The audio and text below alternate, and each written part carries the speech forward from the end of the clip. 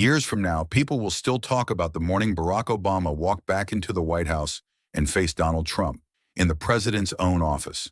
The air that day felt heavy, not peaceful, but tense, like the building itself was holding its breath. Security stood taller. Staff whispered along the walls. Every echo of a shoe against the marble floor seemed to say the same thing. Something is about to happen. Inside the Oval Office, sunlight spilled across the resolute desk. Trump sat there, fingers interlaced, jaw tight, eyes fixed on the door.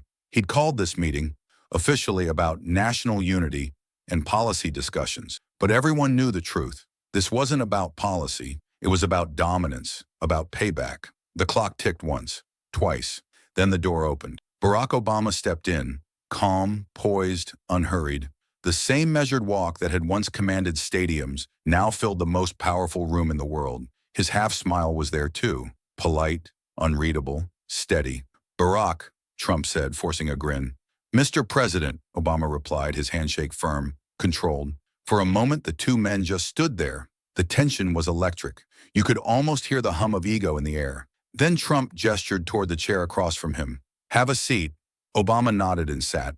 His folder was neat, organized, color-coded, filled with notes on the economy, education, and diplomacy. But Trump's eyes weren't on the papers. They were locked on Obama. "How's Michelle?" he asked casually. "She's doing well," Obama said, his voice calm, steady. "Still inspiring people everywhere she goes?"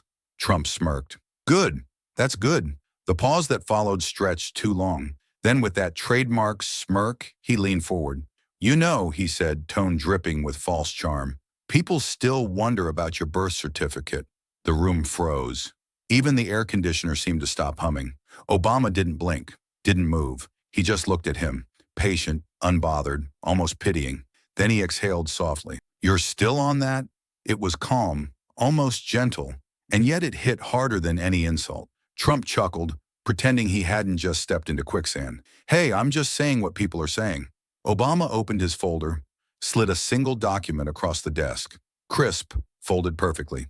"There it is again," he said quietly. "You can check it as many times as you need. The paper hasn't changed." For a moment, Trump's grin flickered. A tiny crack in the armor. The ticking clock filled the silence. "It's been settled for years, Donald," Obama said. His tone was soft, but it carried the kind of power that doesn't need to shout. Trump straightened, forced a laugh. "You always were good with words." Obama smiled faintly. "Doing things is easy. Doing the right things, that's the hard part." The line landed. Trump's smirk vanished. The pen in his hand went still. Then Obama leaned forward slightly, his eyes locked on Trump's. "Before you question my background," he said quietly, "think about the example you're setting for yours." Trump stiffened. "Leave my family out of this." Obama didn't blink.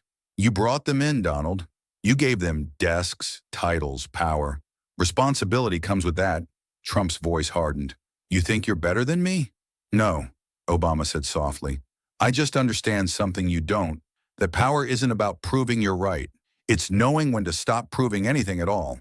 Silence, heavy, alive. Trump's fingers drummed on the desk, then stopped. "When you lead with anger," Obama continued, "you lose control.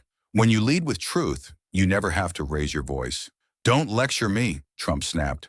"I'm not," Obama replied, calm as ever. "I'm reminding you." He stood slowly, buttoning his jacket, every movement deliberate. He looked Trump straight in the eye. "The truth doesn't need permission to exist, Donald. It just does." Trump's jaw tightened. His hand twitched as if to respond, but nothing came out. Obama turned and walked toward the door.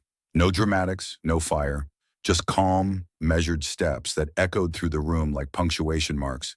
The door closed behind him with a soft click that somehow sounded final. Trump stood motionless. His hand hung in the air for a moment, then dropped. The office felt smaller now, drained of noise, heavy with silence. Outside, Obama walked down the hallway, his expression unreadable, his presence still commanding. No triumph, no gloating, just peace. Because he hadn't come to win an argument. He'd come to remind a man, and maybe a nation, what leadership actually looks like. And that day he didn't win by shouting louder. He won by standing taller. Because truth, when it walks into a room, doesn't need to roar. It simply stands, and everything else falls silent.